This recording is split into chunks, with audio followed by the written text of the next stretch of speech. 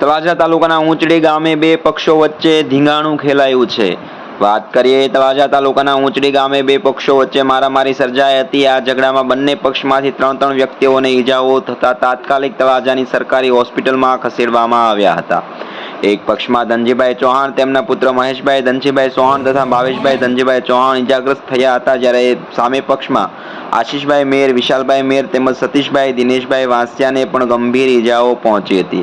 આ ઘટના બાદ બંને પક્ષના લોકોએ મીડિયા સમક્ષ સામસામે આક્ષેપો કર્યા હતા અને પોલીસ ફરિયાદો નોંધવામાં આવી હતી। સત્ય હકીકત શું છે, પોલીસ તપાસ બાદ જ જાણવા મળશે। નમસ્કાર, આવી સ્ટોરી સાંભળવા માટે અમારી ચેનલને લાઈક કરો, શેર કરો અને સબસ્ક્રાઇબ કરો। આભાર। આપનું નામ? સતીશભાઈ દિનેશભાઈ સતીશભાઈ, શું બનાવ્યું? મહુવા તાલુકાના વાલાવા ગામે અમે હરાજીમાં ગયા હતા। હરાજીમાં કામ મેં રાખ્યું હતું। એમાં ધનાભાઈ મારીભાઈ 15,000 રૂપિયા માંગ્યા હતા। ત્યાં પડતા ગામજનો હારે બાંધવા લઈ ગયા। ત્યાં ગામના સભ્યો અને સરપંચ હારે બાંધવા લઈ ગયા હતા। પછી ના મને ધમકી આપી કે તું બહાર નીકળો એટલે મારી નાખું, કે તમે કે નવા વેપારી છો એટલે તમારે કામ ન રાખીએ, કહો અમે જૂના વેપારી છો તમને કામ રાખીએ કે એમ કરી પછી 3 વાગે મારા ભાઈમાં ફોન કર્યો, આશીષભાઈમાં। અમને એ ભાઈને સમાધાન કરવા અમને બોલાવ્યા। સમાધાનના બાબતે અમને ના જઈને બહાર માર્યો।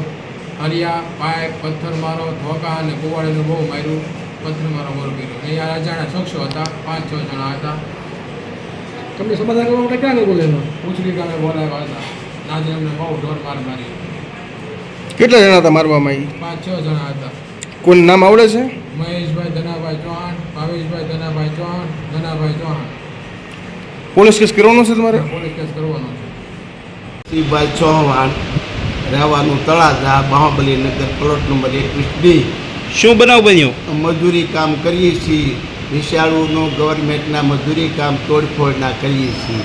અમે લોકો હરાજીમાં જઈએ તો અમને એ તત્વો લોકો 15 જણા આવે અને અમે સરકારમાં પૈસા ભરીને અમે કામ રાખીએ છીએ। એ છતાં એ લોકો દાદાગીરી, સરિયું, તલવાર્યું એવું લઈને શાળાઓમાં આવે છે અને અમને બહાર જઈને ધમકી આપી મને કે તને રોજના મારી નાખવાનો છે, ગાળું બોલ્યો, શરીર કાઢી। 40 જણા સાક્ષીમાં છે હરાજી જે જીતી એમાં, બરાબર છે। અને આજે અમે બોરલા ગામમાં પેલા વાલાવ ગામમાં હરાજી, એમાંથી પણ 36 ડિપોઝિટ ભરાણી છે। અમે એમાં બહાર નીકળ્યા તો ના એ તપાસ કરવી તો કરી જોઈજો, ના રૂમની અંદર બાંધ્યા અને શરીર કાઢી અને મને નાઈએ મારી નાખવાની ધમકી આવી।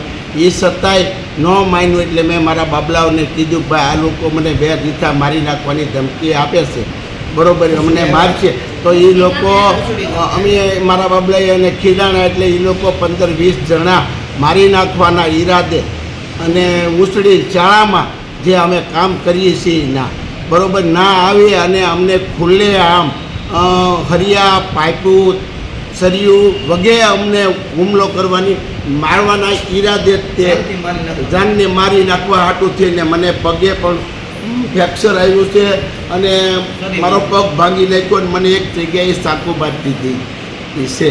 મારી 60 વર્ષની ઉંમર છે તો મને મારી હારે તે મારી નાખવાનો ઈરાદો છે ને એમાં મેન ડોન આ ભાઈ ઉર્ફે કાળું અને બીજું હું એનું સતીશ, મેન ડોન એ છે ને એવા એ 15 જણાની ધાર વિસ્તાર છે તળાજામાં ના આવેલા છે તો ખુલ્લે આમ ચાકુ, તલવાડ્યું, માણાની પાસે ખંડણીયું, બરાબર છે।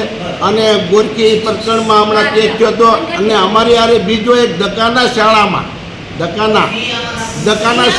અમારી હારે અમે ફરિયાદ કરેલી હતી, ક્યારેય એ લોકોને છોડી મૂક્યા, બરાબર છે। તો તળાજાની પોલીસ જો આ કાર્યવાહી એ લોકોની ધરપકડ કરે અને કાર્યવાહી પૂરેપૂરી કરે નકર અમે ડીએસપીને રજૂઆત કરીશું અને ગૃહપ્રધાન લગી અમે હું પહોંચીશ, જે પરિણામ થવા એ થાય।